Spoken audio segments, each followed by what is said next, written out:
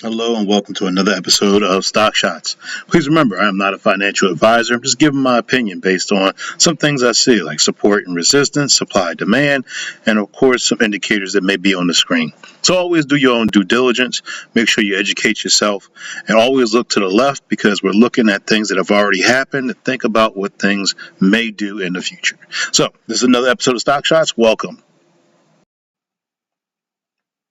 Here we are with another episode of Stock Shots on our TSP Funds, and we're starting out with the C Fund, SPX, aka the SP 500. Right now, it looks like we are doing a double top, and let's be honest, we are in the daily right now. Let's go to the weekly. And the weekly, we have something that I want to say is a bullish candle. This bullish candle is looking right there. So this looks like oh man, I just moved my, I hate when that happens. This looks like a hanging man, a very bearish candle, and it looks like at the top of the range down here, my indicator. Right now, I'm looking to, if you have not, you may want to change your fund allocation. It's up to you, but remember, do your own due diligence. Make sure that you are taking your time to learn about your TSP. If you're wondering where could I do to protect my money if the market turns around and goes in a bearish movement or down, you could put it in the G fund. And the G fund, the money stays where it is. It doesn't go up, doesn't go down really, because it's like a savings account. It does slightly get interest, but it's very slow. Now, with that being said, for the C fund, we have a bearish candle. All right, so that's just one. We have three other funds to check. Let's see what's going on with the rest of our funds. Now, of course, we're going to our favorite. This is going to be the S fund, the Dow Jones Industrial. Uh, Again, it looks like we have another bearish candle. In this one, in the daily, it looks like we're already getting rejection. But let's go to the weekly. All right. And the weekly, looks like we have that same kind of bearish candle. This time it just happens to be a green candle. It is up, but I've already marked this area out as a supply zone. So it looks like we were already rejecting from that supply zone.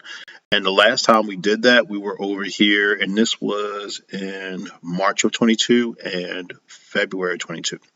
So let's see if history is going to repeat itself. If it does, we already know where we're looking to fall back to. And let's see, we got any more brand new? Oh, okay, let's do something here, right about here. So we have some support built up here at the 1891 area. So if we do come down, we're looking to stay in the range of the 1891 area. If we break that, it'll be the 1853 area down here, and that's going to line up with a demand zone I have drawn out, most likely the daily time frame. Let's see.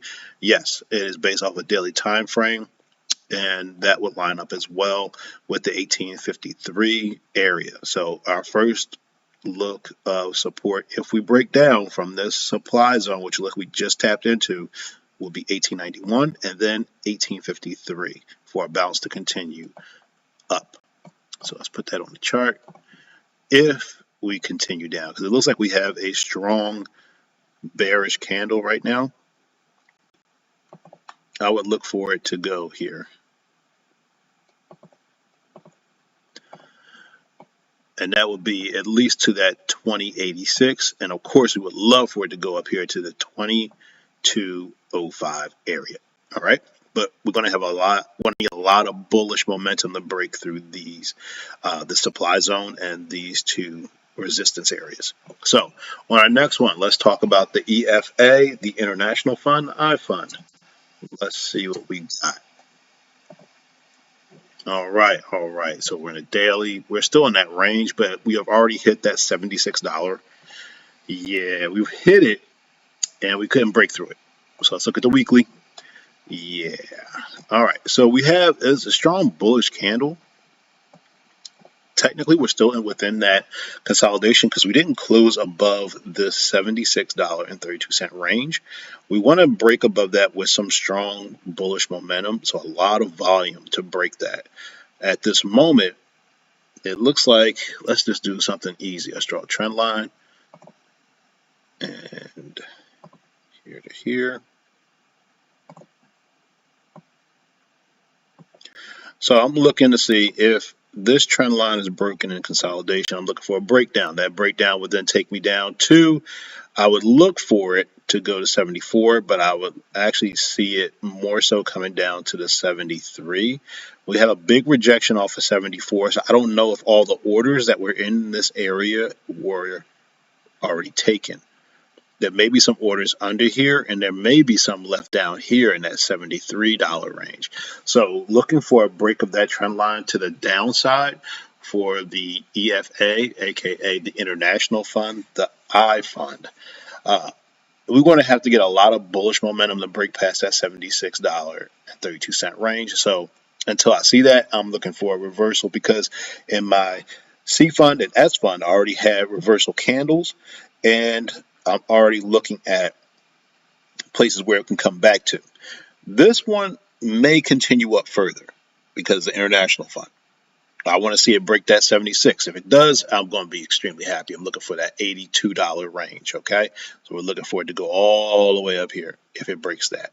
So just keep your eyes open for that. Remember, be careful, do your own due diligence, and we'll see what happens, because we got one more, and that's the aggregated bond fund. That's the AGG, aka F fund. Now, we've already had a breakdown here. We had a big rejection candle right over here in this area. That rejection candle has now given us 2 weeks of bearish downward motion. We have now closed outside of this consolidation range, so we're looking to go to the $96.49. And if it breaks through there with that same kind of bearish momentum, we're looking for that $94 range to high $93 range for the aggregate bond fund. But this is going to depend on what the feds are going to say in their meetings and when they decide to actually update us on what they're going to do with our rates for the next couple of months until this election's over. So that's it for this week on Stock Shots with your TSP funds. So far, based on the C fund, the S fund, I know I'm probably going to be moving my money around to the G fund so I can wait out this little pullback, which I think is a pullback, and there's going to be a continuation further up. So do what you want, but do your own due diligence to make sure you're doing the right thing. Just remember, learn how to wait for your wins, okay? And we'll see you next week on Stock Shots.